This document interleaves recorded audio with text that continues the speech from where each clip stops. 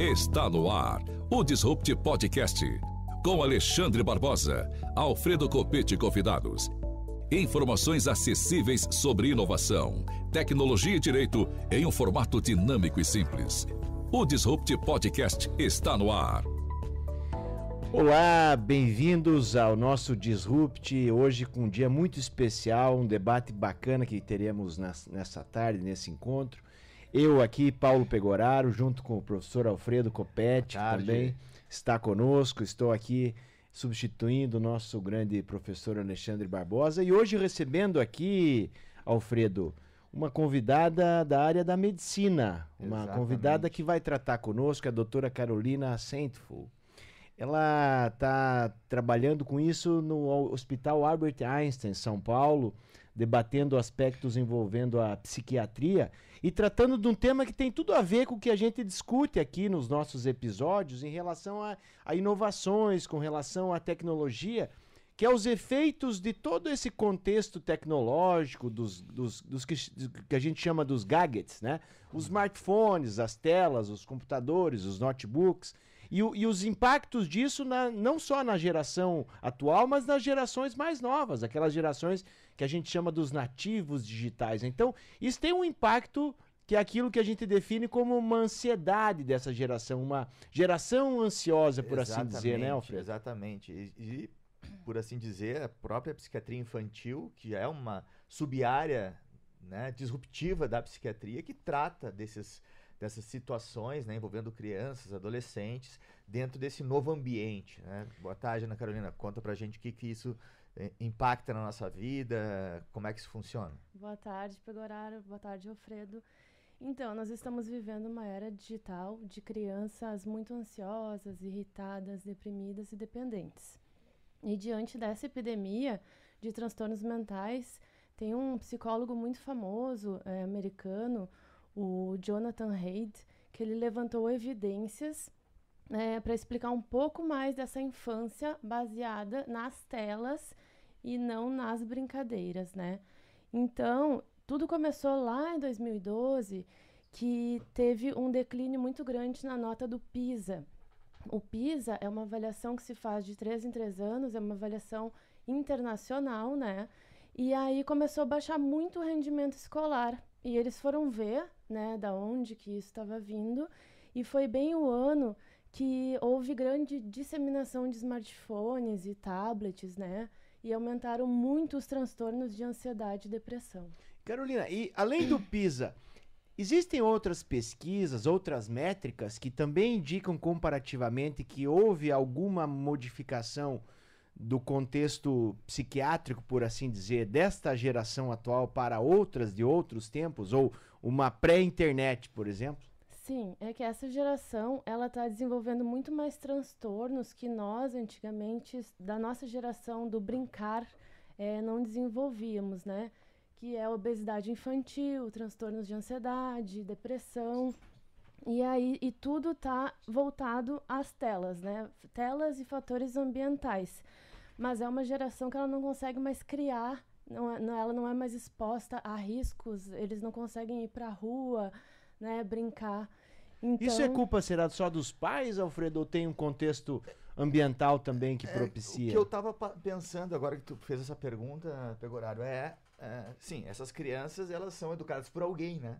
Então, eu acho que os pais têm uma certa responsabilidade nisso tudo, né? Até nos bastidores, a Ana Carolina estava falando que isso se agravou muito no pós-pandemia, né? O ambiente pandêmico, né? A pandemia agravou essa situação, porque... e tem um fator que se atravessa nisso tudo, que é a superproteção, né? Coisa que a gente não teve. Quebrou o braço, arranhou mertiolate em cima, né? Aquele troço que a nossa geração dos anos 80, 90, não teve isso. Isso se desenvolve muito mais agora, né? Ana Carolina, conta pra gente como é que é essa relação. Há uma relação entre o fator paterno, né? Do cuidado dos pais, não somente o pai, mas o tutor no modo geral, e essa relação direta com as telas, né? Gera tudo isso, é uma bomba atômica, digamos. Sim, é que os pais, eles acham que eles estão deixando os filhos seguros dentro de casa com os tablets e smartphones. E, na verdade, eles não têm nenhum controle sobre o conteúdo que essas crianças estão assistindo, né?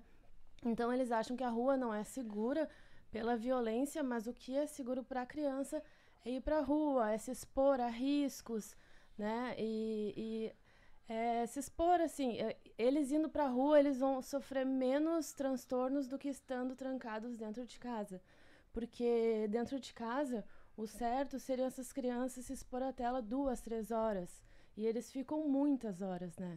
E esse dado, que é até um dado do empirismo mesmo, que a gente constata do dia a dia, de perceber esse vício, esse desgaste, digamos, cognitivo até. Sim. O que a psiquiatria hoje trata com isso? O diagnóstico tá aí, mas e daí? O que se pode fazer a partir disso? É reduzir o tempo? É procurar um auxílio profissional? É buscar uma ajuda medicamentosa? O que a psiquiatria procura responder hoje disso? Punir, né? Porque também na minha época punia. Então, assim, a gente primeiro tem que dar regras, né, para as crianças, que elas não têm regras dentro de casa. Então, você tem que falar e sempre botar consequências cabíveis que você vai cumprir. Nunca alguma coisa que você não vai cumprir, senão a criança não vai te ouvir. E sempre botar um número de, assim, X horas de tela por dia e cumprir, né, esse contexto todo. E aí, quando as crianças têm esse acesso de agressividade, que você vê que não está dentro do normal, déficit de atenção na escola, né, não presta atenção, não faz as tarefas, você tem que pegar o apoio de uma equipe multidisciplinar, né? Às vezes você faz um acompanhamento por anos para chegar num diagnóstico. Então, psicólogo, psicopedagogo, fono, médico, é todo um contexto. E aí trabalhar sempre junto com a escola, né? Tanto que quando a gente faz um diagnóstico, a gente manda os questionários para a escola, para os professores responderem, para os pais responderem, e aí depois no consultório. É multidisciplinar, né? Sempre com todos. Até porque muitas vezes os próprios pais também estão submetidos a esse contexto de ansiedade propiciado pelas telas, né? Não é Sim. isoladamente da criança que isso passa, né? É a própria família que está já contaminada com essa apropriação do tempo, né? E do tempo útil que se tem uns com os outros, né? A gente fala assim que os adultos, eles já estão viciados, né? O cérebro do adulto já está viciado em tela. O que acontece é que o cérebro da criança está em desenvolvimento. E quanto mais dopamina as telas liberam, mais a criança quer, mais ela precisa de estímulos para ganhar mais sensação de prazer. E faz sentido aquela estratégia, às vezes, de detox, aquela estratégia de detox de telas, de ficar um período sem e voltar, essas estratégias radicais fazem algum sentido para a psiquiatria? Eu acho que tem que ser gradual, todos os dias um pouco, sabe? Porque se tu tira, vai dar o efeito rebote, se tu tira completamente. É como um vício, né? Porque a tela ela tem que ser saudável, ela tem várias questões ali de aprendizado, entretenimento, só não pode extrapolar como estão fazendo agora, né? Tem um livro, eu até falo em alguma medida nas aulas, que é um livro chamado Stolen Focus, O Foco Roubado, que é de um jornalista chamado Johan Hari, e ele fez um teste nele próprio, né? Ele pegou e abandonou as telas. Ele abandonou o celular, abandonou o computador e tudo que tinha imagem. Ele foi para uma ilha, digamos assim, né? Só com um celularzinho, aquele que mandava SMS para se comunicar com a família, e disse: eu vou me desintoxicar. E ele disse que o sentimento que ele teve nos primeiros dias foi realmente como se fosse um addicted, né? Um viciado naquele comportamento. Ele não conseguia viver os prazeres naturais da vida, né? Por exemplo, ele não conseguia sentar na varanda da casa onde ele alugou lá e ler o jornal folhado, né? O jornal físico. Ele não conseguia tomar um chá quieto, ler um livro sem ficar postando ou sem ficar se... E aquilo demorou muito para ele se estabelecer. Ele disse que em torno de 3 meses para ele conseguir se estabilizar emocionalmente fora das telas, e que foi salutar, né? E aí depois disso, esse livro vale muito a pena, né? Tem tradução já em português, chama O Foco Roubado, né? E depois ele começa a investigar, né? Ele começa a contatar os engenheiros da Google, enfim, das grandes Big Techs, para entender por que aquelas circunstâncias foram disponibilizadas, aconteceram. E muito provavelmente não, ele afirma que isso foi uma estratégia deliberada de mercado, né? Não é aquele negócio, foi indo e aconteceu e se tornou desse modo, né? A própria rolagem, que é ele elenca vários elementos gatilhos, né? Vários elementos que mudaram o paradigma da situação das telas, né? Da situação do uso de redes, etc. E ele diz que a rolagem das telas é um elemento que protagonizou os problemas mentais nas pessoas, né? Porque você não para nunca de rolar. Não sei se tu lembra, quando começou a internet, possivelmente tinha página 1, página 2, página 3. Para te ir para a próxima página, tu precisava clicar. Agora não, é a rolagem infinita. Então, essa rolagem infinita acaba com o limite do tempo na tela. A pessoa perde o sentido. E Carolina, a gente já viu que no caso do PISA, que é um exame que é feito, um exame que é mundial, que é feito, não é só, é como um Enem, digamos assim. Exatamente. Só que ele reflete vários vetores de aprendizado, de aprendizado das crianças e dos adolescentes. Mas além do PISA, será que já é possível hoje constatar modificações, por exemplo, em relação às sinapses pelo uso ou abuso das telas?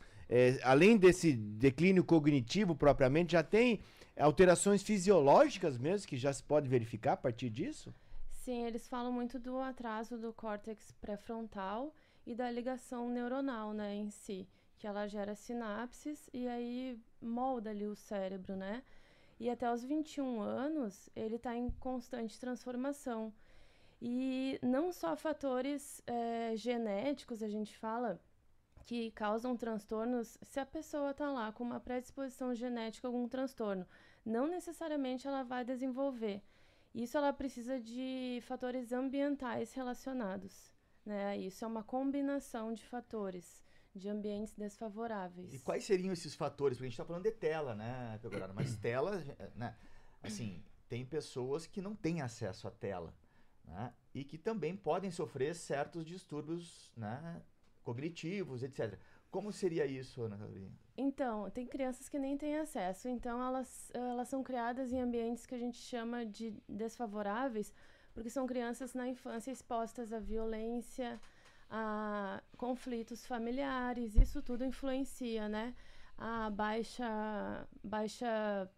acesso à saúde, educação. São crianças pouco estimuladas.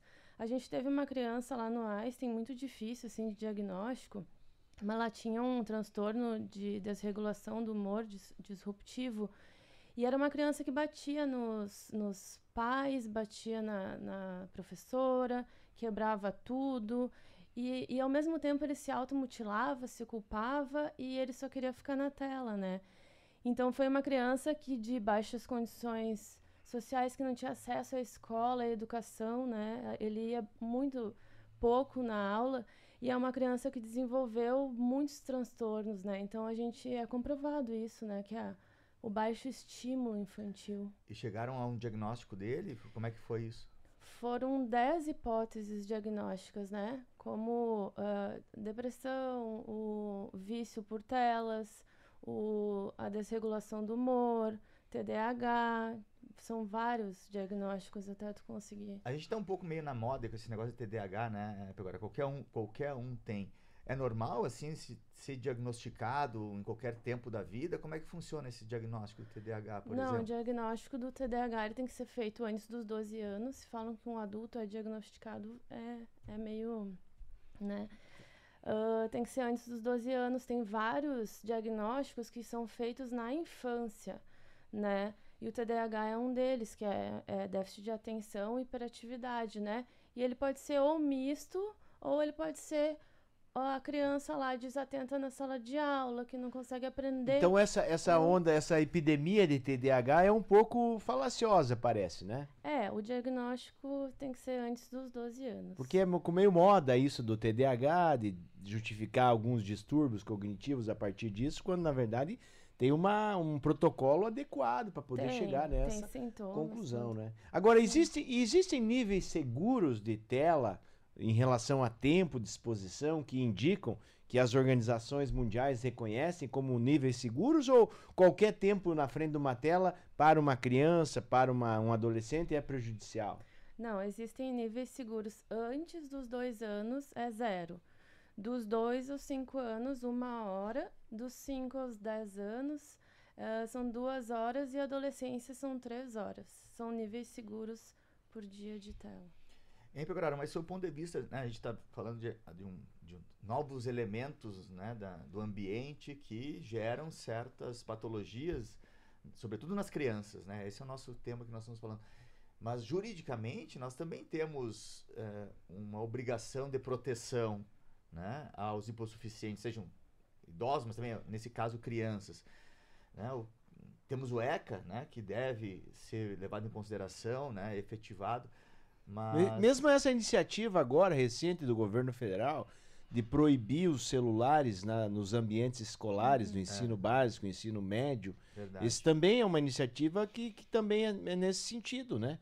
Porque se de fato não há regulação com relação a isso, aí fica a critério só dos pais identificarem a partir de uma dificuldade própria que eles consigam, que percebam, isso às vezes pode ser tarde, né? Aliás, porque inclusive as empresas envolvidas nisso, né, as grandes operadoras que envolvem as mídias sociais, os próprios smartphones, né, elas também usam dessa estratégia como mote de fidelização comercial própria, né? Claro, até falando nisso, me lembrou um país também que proibiu o uso de telas até os 14 anos. E veja que quando ainda não havia toda essa restrição quanto ao uso do tabaco, há muito tempo atrás, tinha uma empresa de chocolate que fabricava um chocolate que imitava o cigarro para as crianças fumarem de brincadeira. Era um chocolate chamado Pan. E as crianças imitavam os adultos fumando, porque aquilo depois emulava um hábito de consumo deletério, mas que já se usava lá atrás. Então, você vicia a criança e tem um adulto completamente viciado nesse sentido, né? Hoje as publicidades, elas também estão extremamente restritas, né? Tem muita gente escrevendo e falando sobre isso, sobre essa regulação das publicidades, tanto as publicidades para crianças, como publicidades envolvendo crianças, né? Isso também é algo que deve ser pensado e raciocinado. Por quê? Porque quanto mais crianças sendo, né, os garotos propagandas de certos bichinhos, de certos produtos, é muito mais chamativo as crianças que ficam rolando o telefone, vendo e buscando um material que, querendo ou não, vai ser prejudicial. Agora, Carolina, um pai e uma mãe que estão nos ouvindo agora, todo mundo usa celulares, computadores, tablets. Quando que é o momento que o pai ou a mãe tem que começar a se preocupar? Dizer assim, eu realmente agora passou de um limite, eu preciso procurar uma ajuda, eu preciso buscar um posto de saúde, um hospital, uma clínica. Quando que chega um momento que você acha que é um momento crítico, que realmente é preciso uma intervenção, porque senão aquilo depois não tem volta? Quando você vê uma criança trancada no quarto, que não quer mostrar o que está assistindo, né? Quando ela prefere, em vez de conversar com os amigos pessoalmente ou ir para a rua, ela prefere ficar em casa, é baixa interação social, é uma criança que, quando ela está no celular, o nível de dopamina está lá em cima, então ela está muito feliz e aí depois baixa. Então é uma criança que vai ficar irritada, vai ficar agressiva dentro de casa. E isso são sintomas que tá em excesso, né? E aí depois cai abruptamente. Até porque, né, por algumas coisas que eu já li, quanto mais dopamina barata, mais você quer, né? Então imagina uma criança que não tem essa consciência dos limites, ela só quer mais, né? Porque vai liberando dopamina, aquela tela vai liberando dopamina, aquela dopamina nunca é suficiente, ela quer mais tela e a dopamina vai liberando e cada vez fica mais difícil de ser liberada, porque já tem as cargas de dopamina devem ter sido eliminadas, isso a Ana Carolina pode nos contar. Chega um momento que só 24 horas por dia de tela é que dá conta, né, de uma satisfação. E também o pai ou a mãe que trabalha o dia inteiro, fica fora, tem outras atividades, também assume uma posição confortável no sentido de deixar a criança desse jeito mesmo. e depois que se verifique como que se faz. Mas um dado da realidade é esse também. Para os pais é um conforto essa Claro. dopamina barata e que, aliás, é uma dopamina que não causa constrangimento social. Não é uma dopamina de um labeling approach, né? Não é algo que constranja, porque é pública e é disseminada, né? Exato. É um uso socialmente aceito aceitável, né? de uma mídia social que provoca uns efeitos como esses. Né? E muitas vezes os pais chegam no consultório muito adoentados. Toda a família com uma criança com transtorno fica doente junto, né? Então a gente sempre tem que reforçar também o reforço positivo que a gente chama lá, que é a luz azul, né? Não você só ficar falando os defeitos da criança e punindo o tempo todo. É você também elogiar e falar das qualidades. Eu acho que tudo é um balanço, né? Para o bom desenvolvimento infantil. As próprias pesquisas em economia comportamental já mostram, né? O incentivo vale mais do que a punição. É que nós no direito estamos muito acostumados a punir, né? A sanção jurídica, né? Aqui o direito é a sanção, depois do Kelsen lá. Como é que eu vejo que o direito é direito? Porque tem a sanção institucionalizada.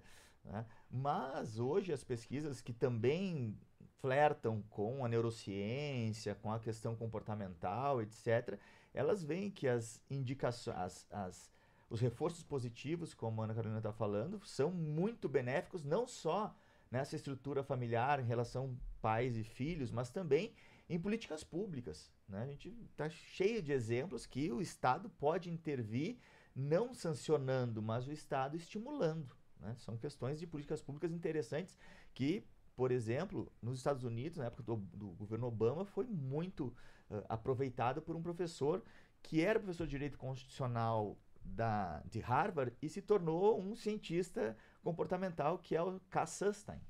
Né? A gente conhece. Né? Que é um cara que escreve também sobre o que é a nova advocacia, como é que se dá a prestação jurisdicional de uma forma diferente, né? Ele tem muitos livros. E isso quer dizer que daqui a pouco a gente pode ter os smartphones vendidos na loja com uma advertência de que esse produto causa dependência, como a gente tem nas carteiras de cigarro e de bebidas alcoólicas que são comercializadas, né? Porque afinal é preciso, há uma responsabilidade também não só do Estado, das empresas, mas nesse caso também dos pais e dos demais profissionais envolvidos. E os pais também têm que se dar conta que, como a Ana Carolina falou, o diagnóstico ele demanda tempo. Né? E demanda outros profissionais também.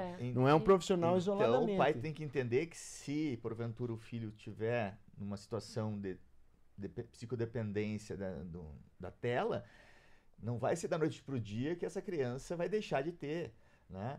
Mas quais são os primeiros approaches assim, com uma criança que chega no consultório com dependência de tela e que o pai quer uma resolução rápida? Como é que isso acontece, Ana Carolina? Na verdade, não tem como ter resolução rápida, né? Que nem a gente estava falando.